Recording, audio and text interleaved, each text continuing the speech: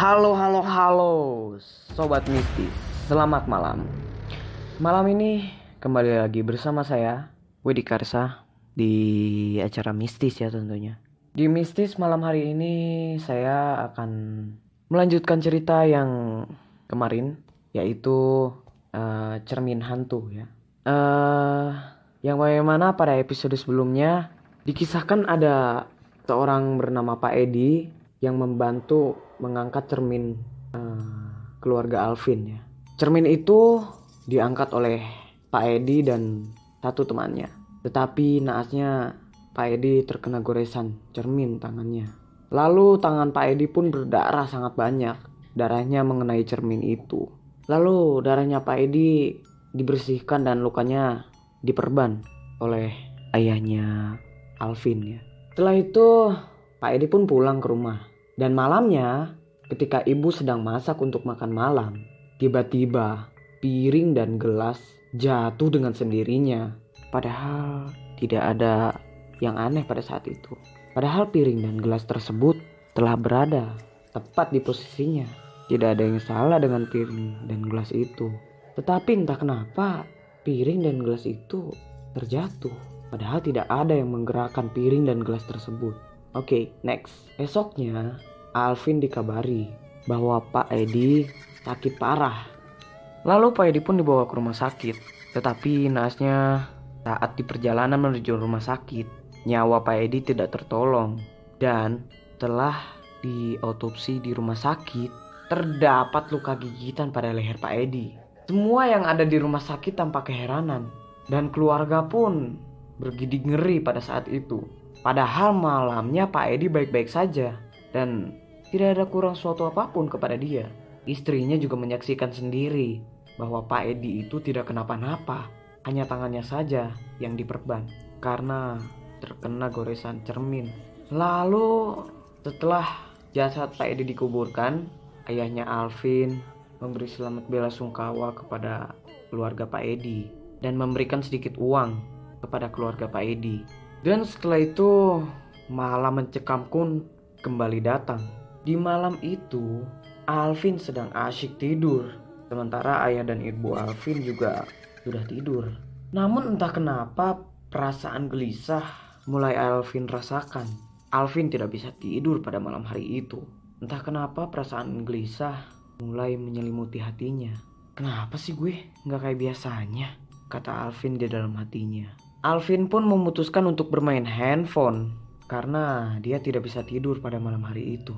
Tetapi saat dia sedang bermain handphone, tiba-tiba dia dikejutkan oleh ketukan di pintu.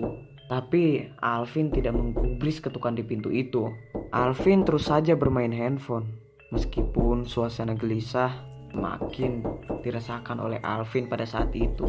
Setelah suara ketukan di pintu, Alvin mendengar suara wanita yang sedang menangis di ruang tamu. Alvin mengira itu adalah ibunya. Lalu Alvin pun keluar dari kamar untuk mengecek. Alangkah terkejutnya Alvin ketika dia sudah sampai di ruang tamu. Alvin melihat cermin itu penuh dengan darah. Darah itu menetes hingga ke lantai. Alvin saat itu ketakutan. Dan dari balik cermin itu muncul sesosok wanita yang waktu itu ada di mimpi Alvin. Alvin sangat ketakutan pada saat itu. Dan yang lebih mengerikannya lagi adalah apa yang dibawa oleh perempuan itu. Alvin hampir pingsan karena melihat sesuatu yang dibawa oleh perempuan itu. Ternyata itu adalah kepala Pak Edi. Alvin langsung terkejut saat melihat kepala Pak Edi ditenteng oleh satu tangan perempuan mengerikan itu. Alvin pun pingsan karena melihat pemandangan yang sangat menyeramkan pada malam hari itu. Lagi-lagi Alvin pingsan sampai pagi. Paginya ketika Alvin bangun, Alvin sudah berada di sofa. Sudah terbaring di sofa ya. Ibu bertanya, "Kenapa lagi sih kamu, Vin?" Kata ibu. "Bu, ya Alvin tuh ya. Tadi malam lihat cermin itu berdarah-darah," kata Alvin. Demi mendengar omongan Alvin, ayah dan ibu terkejut. "Hah? Masa sih?" kata ayah Alvin. "Mungkin kamu itu hanya halusinasi," kata ayah Alvin. Enggak ya, bener kok, kata Alvin bernada tinggi. Ya sudah, kamu minum dulu, kata ibu. Alvin pun minum pada saat itu. Ketika Alvin mencoba untuk menoleh ke arah cermin itu lagi-lagi Alvin dibuat ketakutan. Padahal itu pagi hari. Namun entah mengapa hanya Alvin yang bisa melihat pemandangan mengerikan itu. Ketika Alvin menunjukkan darah pada ayahnya. Mana Vin? Gak ada apa-apa kok, kata ayahnya terheran-heran.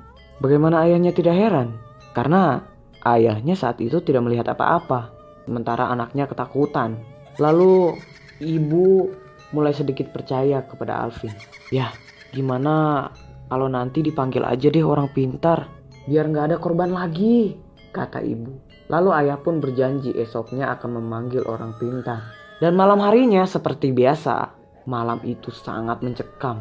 Dan cermin itu seolah-olah meminta tumbal kepada keluarga Alvin. Cermin itu terus meneteskan darah di malam hari. Bau amis kadang membuat Alvin merasa mual malam itu. Dia terganggu dengan teror hantu cermin. Esoknya benar saja, ayahnya Alvin memanggil orang pintar untuk datang ke rumahnya Alvin. Sebut saja namanya Aldi. Aldi ini adalah teman kerjanya ayah Alvin. Lalu Aldi pun mencoba menghampiri cermin itu dan meraba cermin itu. Hal mengerikan pun terjadi. Darah Aldi menetes ke dalam cermin itu. Tangan Aldi tergores oleh cermin itu dan darahnya menetes ke cermin. Lalu ayah Alvin pun segera mengambil plester dan menempelkannya kepada luka Aldi itu. Aldi pun akhirnya mengajak ayah Alvin untuk berbincang-bincang di ruang tamu. Tetapi nggak di ruang tamunya banget ya. Mungkin di ruang depan lah. Aldi menceritakan bahwa ada arwah yang terjebak di dalam cermin itu. Makanya kenapa arwah itu akan meminta tumbal pada hari-hari tertentu. Tandanya adalah ketika darah seseorang mengenai cermin itu, maka orang itulah yang akan menjadi sasaran atau target berikutnya. Lalu ayahnya Alvin pun mencemaskan keadaan Aldi karena peristiwa tadi. Tidak perlu dikhawatirkan, kata Aldi. Itu adalah salam pembuka dari cermin.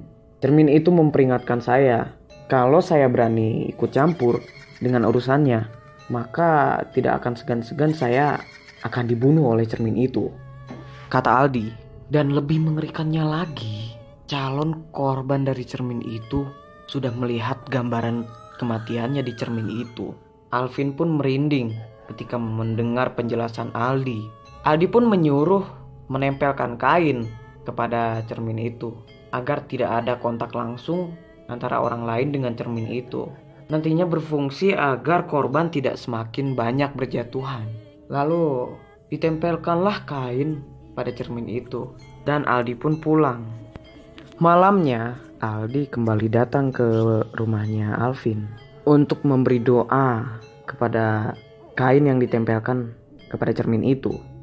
Dan sobat mistis, asal perlu tahu ya, kain yang ditempelkan di cermin mengerikan itu adalah kain putih atau yang biasa kita kenal yaitu kain kafan. Setelah diberi doa, akhirnya Aldi pun pulang kembali ke rumahnya.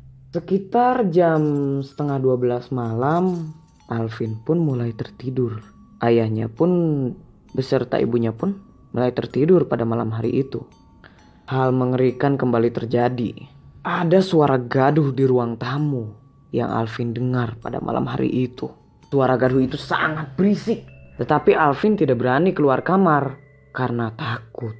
Alvin pun akhirnya membangunkan ayah untuk melihat apa yang terjadi di ruang tamu.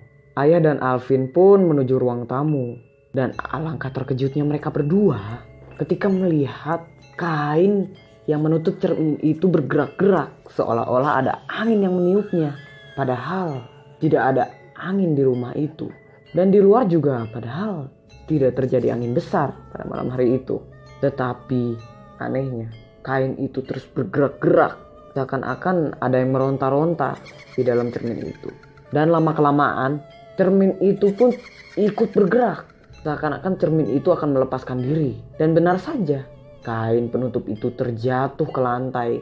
Dan seketika itu, dari balik cermin muncul cahaya. Cahaya itu lama-kelamaan berwujud menjadi sosok wanita. Dia memang cantik, rambutnya putih dan memakai baju kerajaan. Sepertinya wanita itu putri. Dan asal Sobat Mistis tahu, kalau dulunya memang cermin itu adalah warisan kerajaan. Dan katanya cermin itu setiap Selasa dan Jumat Kliwon harus diberikan sesaji dan juga dimandikan dengan tumbuhan atau kembang 7 rupa ya. Oke, next. Dan wanita itu menghampiri ayah dan juga Alvin. Ayah dan juga Alvin sangat ketakutan pada malam hari itu. Tubuhnya susah untuk digerakkan. Dan wanita itu semakin dekat, semakin mendekat ke arah mereka berdua. Dan wanita itu berhasil meloloskan jarinya, menusukkan kukunya di leher ayahnya Alvin. Sementara Alvin memeluk ayahnya dari belakang.